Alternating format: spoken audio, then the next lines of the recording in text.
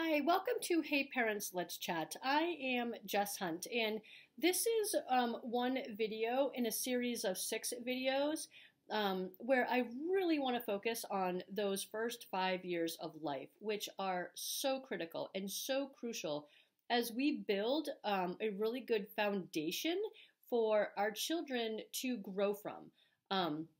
Where we're instilling all of the values that we want them to have and good and bad, right and wrong, how to be kind, decent human beings. And so we're instilling all of these skills and characteristics in them as they grow into their own personalities.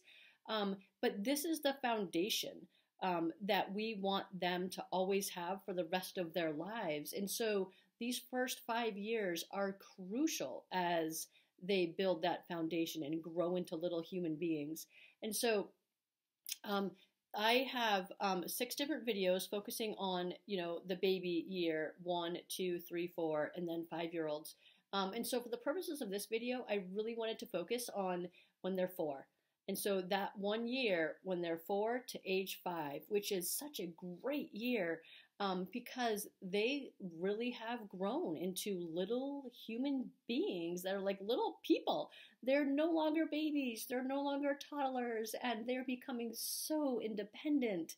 And one of the things that is characteristic of 4-year-olds is they are way more self-sufficient, way more independent, but they are ready to separate easily from their parents, and so they're a little bit less attached to us. And they're able to, go over friends' houses or go out with Grammy and Grampy or, go and do things with cousins or friends or over a friend's house without mom and dad.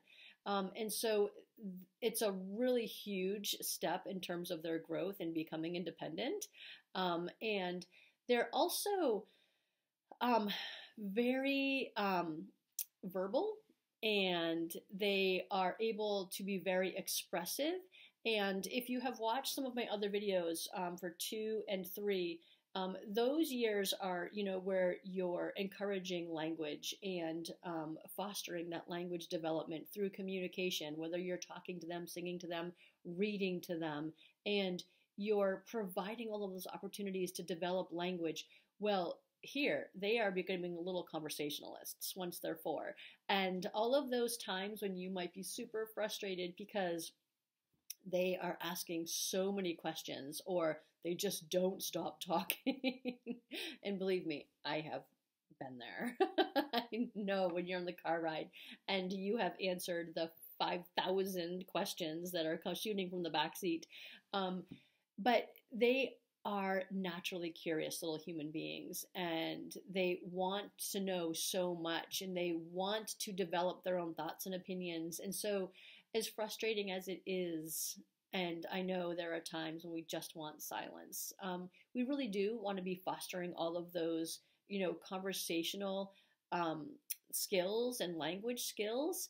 We want to have them develop the conversational skills, but also the listening skills, so that while you're having a conversation, they're telling you their ideas, but they also should be listening to your ideas and developing their own thoughts and opinions. And so those skills are super important. As 4-year-olds, they're becoming so expressive and so verbal. But I do have to say that there are times when we do just want a little peace and quiet, a little silence. And sometimes silence is good also in the car rides. They need time to just simmer into their own thoughts, in their own brain, in their own observations as they're looking out the window and they're observing what's going on outside. They're looking at the signs. They're looking at places that they recognize. And so it's super important that they are also learning the value in quiet and silence. And so that's just super good for their development as they're, developing their own thoughts and ideas. So I also want to say that as they are becoming opinionated and developing their own thoughts and ideas, they're also developing their own preferences with who they want to hang out with, They might have ideas about friends that they are comfortable with versus not comfortable with.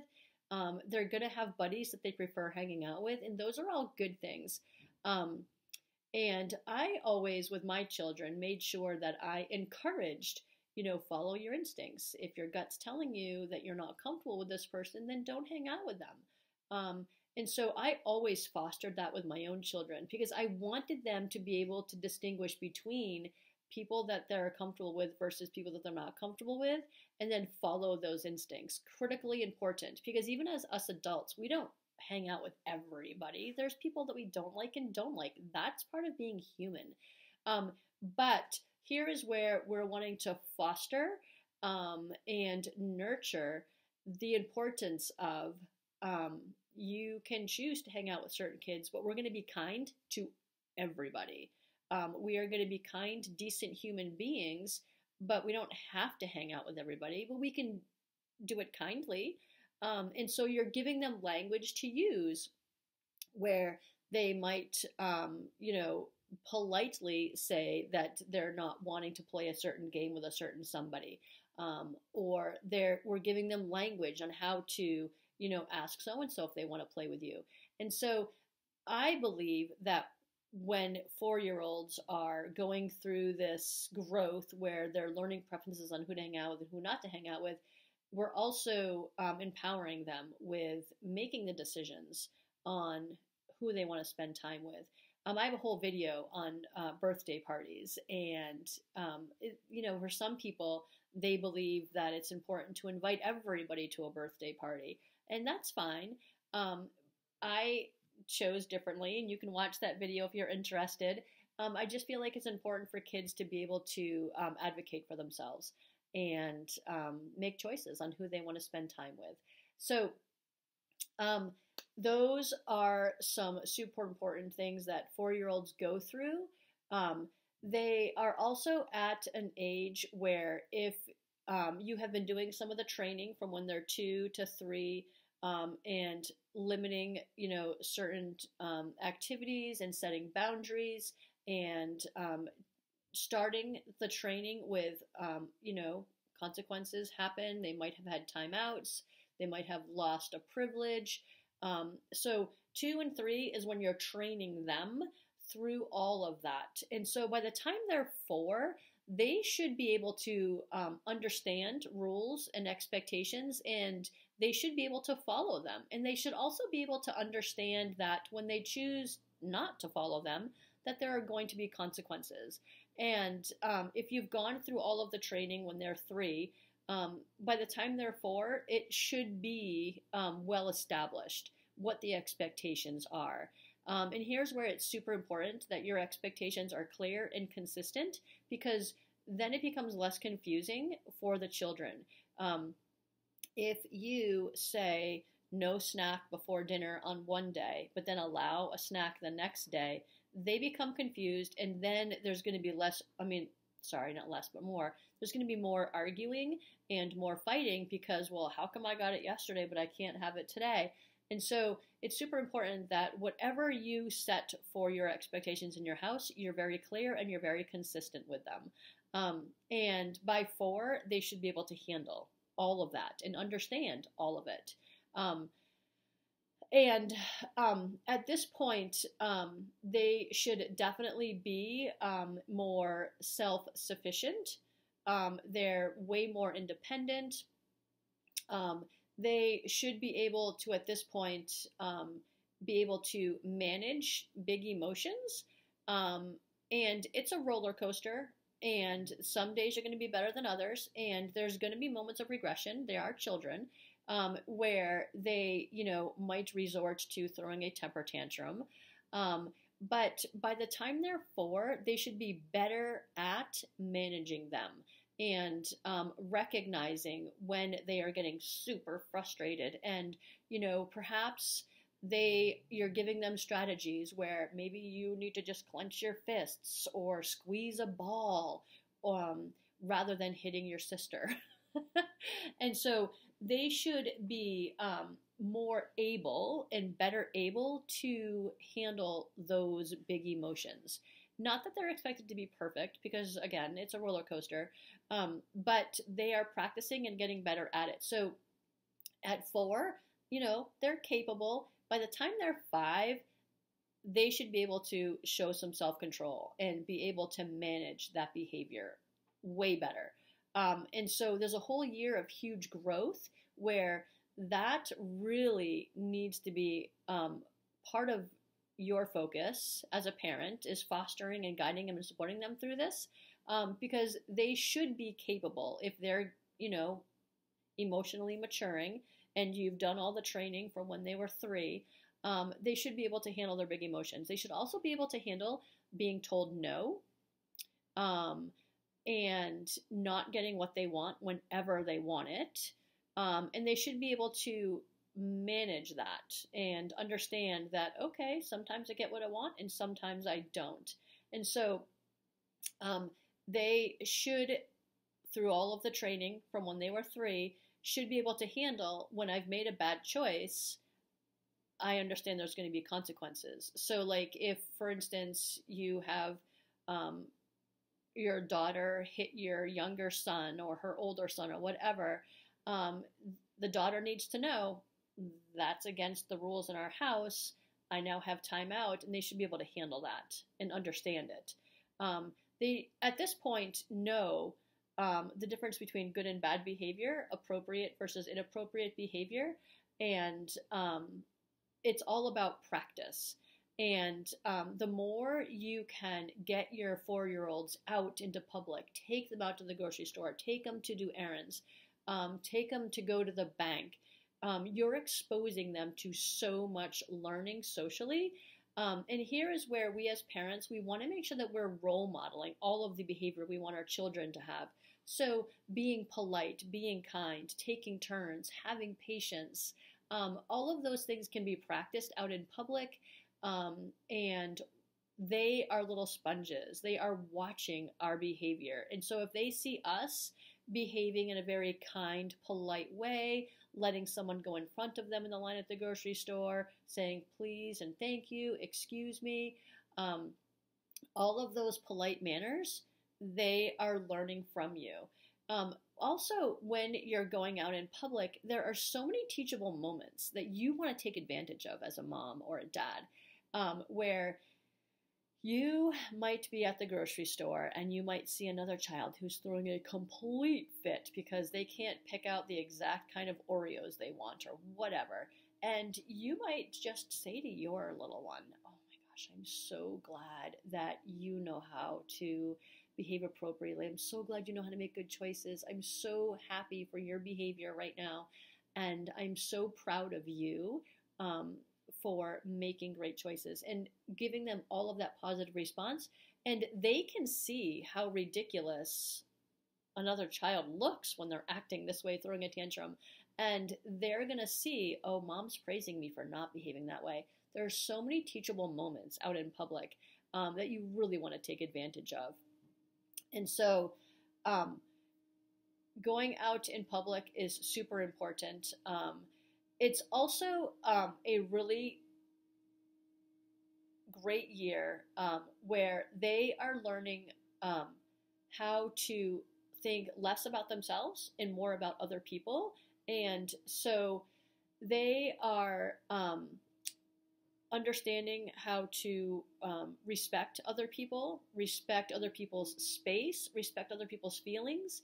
And if you have set the groundwork when they're 3 for those feelings of empathy and understanding when somebody else is sad or angry, when they're 4, this is a really great age for them to be respecting other people's feelings and seeing, oh my gosh, so-and-so is really upset.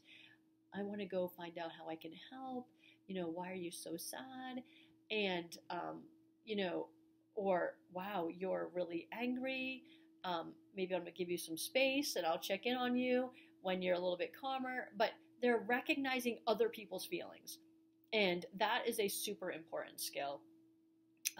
They're, again, becoming a little bit less egocentric and starting to think a little bit more about other people and being thoughtful. And those are all characteristics that you want to foster in them and nurture in them. So give them opportunities to see other people's feelings and see their reactions. And so they also really need to, at this point, understand not only respect for feelings, but also just respect for an adult. That children don't yell at adults. And you might be yelling out of anger and frustration, but once you get beyond it, we're going to talk about it and you can process through that. But they need to understand that yelling at an adult is not okay. When you're dealing with 4-year-olds, you're really kind of practicing how to be a kindergartner so that when they go to school, they need to understand that yelling at the teacher is not an option. That is not okay. And so you want them to be practicing that with you. Your child might go to preschool where they're going to be learning all kinds of skills like this, but they might not. And so it's up to us as parents to provide them with those opportunities. And they need to understand that they're not always going to get what they want. Sometimes they will, and sometimes they won't, and how to deal with it when they are disappointed and when they're told no, and that yelling at an adult is not okay. And so while you are basically practicing for your 4-year-old to become a kindergartner, and I actually have a video on this where I actually am talking with kindergarten teachers and they share their thoughts. But any opportunity that you can provide for your 4-year-old to become a self-sufficient, successful kindergartner, you want to provide them with. Whether it is opening up their own snacks, you might want to give them their snack in a Tupperware or in a Ziploc, where they're practicing opening up the Ziploc on their own, putting the straw in the juice box on their own. They are practicing to be self-sufficient, so super important. You also want to make sure that you're providing them with independent playtime as well as structured playtime. So independent playtime is super important because I believe it's important for all children to know how to just play quietly in their own space, just be by themselves. They don't always have to be entertained or have somebody playing with them, and just quiet, uninterrupted playtime really allows for their brains to develop with their imagination, their creativity. They could be building Legos or Lincoln Logs or playing with dolls. They could be playing in a kitchen, and they are practicing what they see others do. So in the kitchen, they might have seen their mom or dad cook dinner, and so now I'm going to practice it on my own. And so they might be playing dress up, where they put outfits on and they're doing the role playing, using their imagination and creativity and fostering all of that huge brain growth is so super important. But in addition to the independent playtime, they also need instructional playtime, where there's a little bit more structure, where you might offer them craft time, and you might say, okay, it's arts and crafts time or whatever, and you might say, hey, we're going to make a snowman today. And you might have 3 pieces of white paper, and you might have a large circle, a medium circle, and a small circle. And you're like, okay, let's practice with our scissors. Your job is to cut along the line, and they're going to practice cutting very neatly as they cut around the circle. And then you might say, okay, now we're going to make a snowman. So on this big piece of blue paper, we're going to start with the largest or the biggest circle. Put that on the bottom. Here's how we use a glue stick. And you're showing them how to do it, but you're also, more importantly, showing them how to follow directions, how to listen to a teacher, so that when they do go to school, they are less overwhelmed with that instructional and academic environment because they've already had the practice. You've already gone through it with them. And so you've also given them many opportunities to be practicing with the tools that they're going to see in kindergarten. They're practicing with the scissors and the glue sticks and the wet glue, where you squeeze around the edge. Don't use too much. And so all of these skills are super important that you're exposing your kids to. But more importantly, within that structured environment, they're learning how to follow directions, and they're learning how to listen to another adult. And those skills are super important. In addition to that, you might also just offer craft and playtime where they're able to just explore on their own. here's some scissors and here's some colored paper. What shapes can you cut? And see how many different shapes they can make using their scissors. And just let them explore and have fun on their own.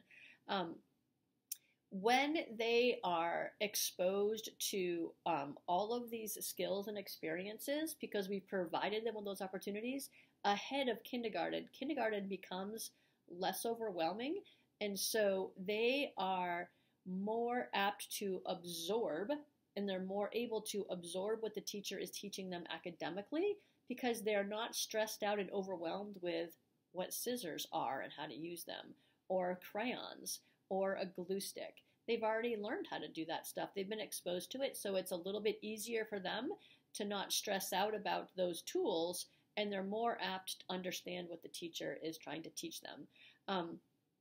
So there is so much that we can do with 4-year-olds because they're so independent, they're so capable, and we always want to be challenging them without overwhelming them or asking them to do things that they're not ready for. So always look for signs of readiness, but always be trying to challenge them and to see where they're at. And so they are capable of so much. In addition to some of the self-sufficient things we want to teach them and how to use certain skills and tools to be ready for kindergarten, we also want to think about their needs socially. And so getting them out to playgrounds where they're practicing how to use the slide and the swings, and how to meet friends that they don't know, how to go up to someone and say, hey, you want to play? Or my name is so-and-so, what's your name? Having them get out there and be social and learn how to deal with hurt feelings or disappointment because someone cut you in line, and how to deal with all of those things on the playground through social situations is hugely important. By doing all of these things, you are setting up your 4-year-old to be very successful kindergartners, because you are providing them with opportunities where they're going to be empowered, they're going to be more comfortable, and therefore more confident and better able to deal with all of the things that are going to be happening once they're 5 and in kindergarten, whether it's socially, academically. There is so much growth in 4-year-olds. It is amazing. And so I hope that you have found value in this video. If you have any other ideas that you might add to this, I just firmly believe that we parents are the experts, and the more we share, the more we learn, and the better parents we become. So wherever you see this video, add your comments, whether it's YouTube, Facebook, or at heyparentsletschat.com. Add your thoughts for others to learn from you, and perhaps with an open mind, if you're looking at other comments, you can learn from others as well. And so if you have found value, I'd appreciate it if you just hit subscribe, like, share these videos with other people, follow us, all of it. The more we share, the more we learn, and the better parents we become. So I thank you for joining us, and I hope that you have found value in this video, because 4-year-olds are amazing, and I hope that you enjoy yours. And until next time, I thank you for joining us.